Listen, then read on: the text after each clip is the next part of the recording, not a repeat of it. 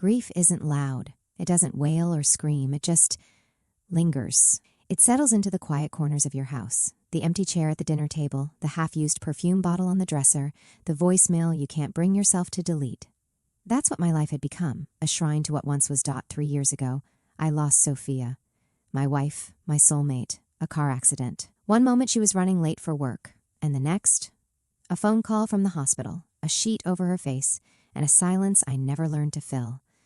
I'm in my mid-40s now. I run a small farm out on the edge of town. Not that it's thriving. The crops barely break even. The animals? They're just about the only souls I talk to anymore. People stopped coming around. Maybe because I stopped letting them in. I didn't want company. I didn't want to move on. I just wanted peace. Or maybe I wanted to disappear too. I'm not sure. Then. One night, everything shifted. It was during a supply run in the next town over. I was sitting at the back of a grimy little bar, sipping something bitter and burning when a man I barely knew sat down beside me. Slimy type. Always smelled like oil and secrets. I hear you're all alone out there, he said. Got land, got space. Ever think about having company again? I didn't answer. But he slid a napkin across the table, an address, a time, nothing more. I should have thrown it away. I knew it the second I touched it. But curiosity is a strange thing. And loneliness, even stranger. 2 nights later, I drove out past the hills to a rotting warehouse. No signs, just shadows and headlights. Inside was a different world. There were men, well-dressed, cold-eyed, standing around like they were at a cattle auction, and in the center, a girl, couldn't have been more than 19, standing there barefoot, with dirt on her knees and shame in her eyes. She didn't cry. That would have made it easier somehow. She just stood still, like she wasn't even there. A man, her father, I'd later learn, barked numbers like she was nothing but weight and age. Pure, untouched, he bragged, like she was a used car with low mileage. My stomach turned. I should have left. But I couldn't. Something about her. I couldn't explain it. Maybe it was the way she looked at the floor, refusing to meet anyone's gaze. Or maybe it was the way her lips trembled, like she was trying to hold in a scream. I didn't know it then, but she would change everything. She stood there like a statue carved from pain, too young to carry so much sorrow, too still for someone so alive. The man barking numbers. Her father was drunk, slurring his words as he waved a cigarette with one hand and clenched a bottle in the other. He laughed when someone offered a low bid, spat when another said she looked too skinny. Her mother died owing me money, he growled, yanking the girl forward. She's the debt. That's when her eyes briefly met mine. Blue, deep and tired. But familiar. There was something haunting about them. Not just the color, but the silence behind them. My heart stopped.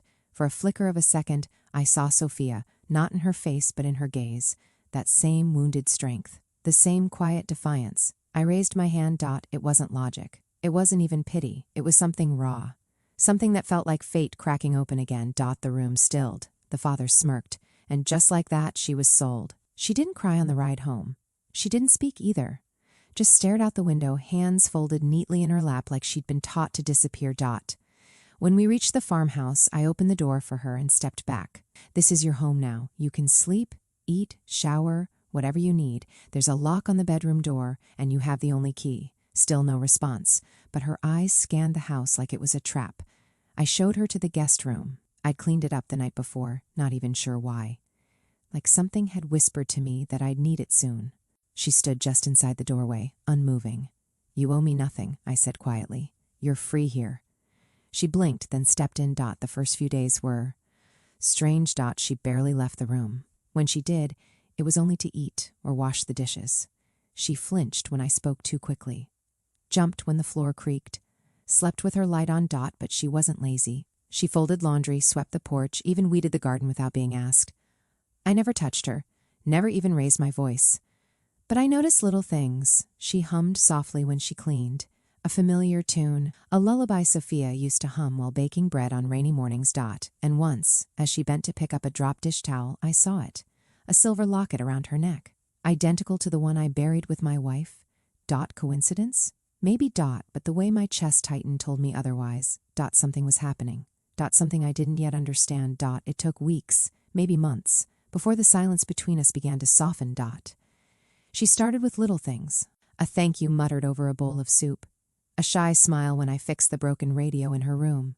Sometimes I'd catch her outside, sleeves rolled up, hands in the dirt, planting vegetables like she'd done it her whole life. Her name was Lena. She told me that one morning while feeding the chickens. I hadn't asked, she just offered it, like a fragile olive branch. Lena, I repeated, letting it settle in my mouth like a prayer. After that, the house began to feel alive again. She started cooking, nothing fancy, just hearty stews and fresh bread. She insisted on helping with the harvest, even though I told her to rest. We never talked about what happened before. I didn't press her. She didn't offer. But she was healing, slowly, and I was too. One evening, we sat on the porch sipping sweet tea while the sun dipped behind the hills. You remind me of someone, I said without thinking. She looked up, curious. Who? My wife. Sophia. She paused. Was she kind? She was everything. Plus Lena nodded, then rose quietly and disappeared inside. A few minutes later, she returned, clutching a worn, creased photo. This was my mom, she said, handing it to me. The world stopped. I stared at the picture, my heart roaring in my chest. It was Sophia. Younger, yes, but undeniably her. The same eyes, the same half-smile. She was holding a baby, barely more than a toddler. Lena. My hands trembled. I looked up at her, choking on disbelief. What's your mother's name?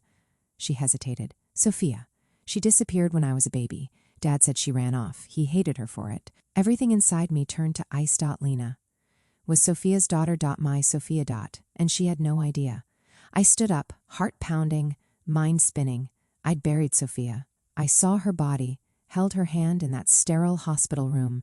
But now, this girl, this broken, gentle girl, was her blood. She wasn't just a stranger I'd rescued from darkness. She was family. She was the last living piece of the woman I still loved. I couldn't speak. I couldn't breathe. How had fate twisted this cruelly and beautifully? Guilt swallowed me whole. I had bought her, even with good intentions. What would she think if she knew? But above all, one feeling rose above the storm in my chest. I had to protect her. Not because I felt sorry for her. But because she was hers. I waited 3 days before I told her. Not because I wanted to lie, but because I didn't know how to say it. How do you tell someone you unknowingly bought the daughter of the woman you loved and buried? But truth doesn't wait forever. We were sitting by the fireplace, the air thick with silence. Her eyes were on the flames, but I could tell her mind was elsewhere. Lena, I said gently, I need to tell you something about your mother. She turned slowly. I saw the flicker of fear return. But I pressed on. I knew her. Sophia. She was my wife. At first she just stared at me, blank. Processing. Then it hit. She cried.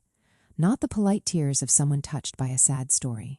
No, these were violent sobs, decades of confusion, abandonment, anger, all crashing down at once. I held her hand. She didn't pull away. I thought she left me, she whispered through tears. I thought she didn't want me. No, I said, voice cracking. She never stopped loving you. The next morning, we began digging. Through old boxes, drawers, cabinets I hadn't opened in years. And tucked inside a wooden chest in the attic. We found it. A journal. Sophia's. Pages of heartbreak. She'd written about the abuse. How Lena's father grew darker, crueler, paranoid. How she feared for her baby's life. She ran. She stayed with a friend in the next town, saved money sewing and cleaning, determined to come back for her daughter. But the last entry was dated the day of the accident. I'm finally going back to get her. No one will stop me this time. We both cried reading it. Different tears, but from the same ache. Lena wasn't abandoned. She was stolen from love. And I hadn't just lost a wife. I'd lost the child I never knew I had. In the weeks that followed, our bond deepened. Not like a father and daughter, not like strangers. Something in between. Maybe more than both. We worked the land together. We laughed sometimes, and when the wind blew through the wheat, it carried Sophia's lullaby. With it. She was gone, but she'd brought us together. And in the wreckage of our pain, something new, something whole, was beginning to grow. It was just after dawn when he came. I heard the old pickup truck before I saw it, tires crunching gravel, engine coughing like a wounded animal. Lena froze at the sound. She was kneeling in the garden, hands buried in soil, planting the tomatoes we'd started together last week. When the door slammed shut, she turned ghost. White. Him. Her father. Time hadn't been kind to him. His face was more cruel than I remembered, his eyes sunken and sick. But his voice was still full of venom. You think you can keep her from me? He spat. She's mine. She's my blood. I stepped in front of her before she could speak. She's not yours, I said. You gave up that right the day you sold her like livestock. But his eyes were already on Lena. Not with remorse, with calculation. He saw something now. Strength, maybe. A story. A way back into power. She's not a scared little girl anymore, I warned. And you're not walking away this time. He lunged, but he wasn't ready for Lena. She stood firm. No flinching, no hiding. Her voice, strong, sharp, sliced through the air. You're not taking me back, and you're not hurting anyone else. She pulled out her phone and hit record. What followed wasn't just a confrontation. It was a confession. He shouted. Ranted, called her names, admitted to selling other girls too, hinted at worse things. And when he said, Sophia got what she deserved, she should have stayed quiet. Something in me shattered. That was it. I called the sheriff. The arrest made headlines. A human trafficking ring in a rural county? A young woman rescued by the widower of her dead mother? Reporters swarmed our quiet farm for weeks. But Lena, she became a voice. She testified. She told the truth. Not just for herself, but for every girl sold like she had been. Her courage led to a full investigation. 5 more girls were rescued. 2 more men arrested. And the monster who once called himself her father? He got 30 years. The day the sentence was read, we visited Sophia's grave. Lena placed the journal there. You brought me back to her, she whispered, and I'll carry her fire forward. I realized something then. This wasn't about saving someone or healing my grief. This was Sophia's unfinished story. And together, Lena and I had finished it. Not with blood or revenge, but with truth. And love. It took months. But when the court papers finally came through, I cried harder than I had in years. I stood in front of the judge holding Lena's hand and signed my name as her legal father. She squeezed my palm. No words, just tears. That day, something changed inside both of us. It wasn't about replacing what was lost. It was about honoring what was broken and building something stronger from the pieces. We turned the house into more than a home. With help from the county, donations, and some of the reporters who were moved by Lena's story, I renovated the old barn into a safe house, a warm, welcoming place for girls like her. Girls with haunted eyes and heavy hearts who needed safety, silence, and someone who wouldn't ask for anything in return. And Lena, she applied to college. Got in. Her major social work, with a minor in law. I want to make sure no one else gets sold, she told me. Not ever again. I'd never been more proud. She framed a photo of her mother and placed it by the front door, so that every girl who came through would see Sophia's face, would know this. Place was born from a love that never died. Sometimes at night, when the farm is quiet and the wind moves through the trees just right, I think I hear her humming. That same lullaby. The one Sophia used to sing. And I know, deep down, she's still here. In Lena's laugh, in her courage, in every act of kindness that grows from the pain she once endured. I used to think love ended with death. That once someone was gone, all you could do was remember. But Lena showed me something different. Love doesn't die. It transforms.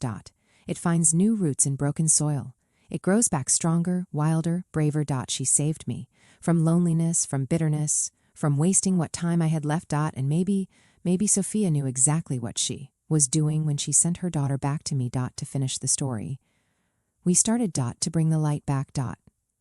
So now I leave you with this. If life gave you one last chance to right a wrong, would you take it, even if it hurt?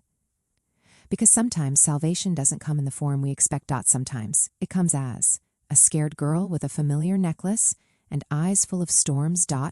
And if we're brave enough to open the door, we just might find redemption standing on the other side.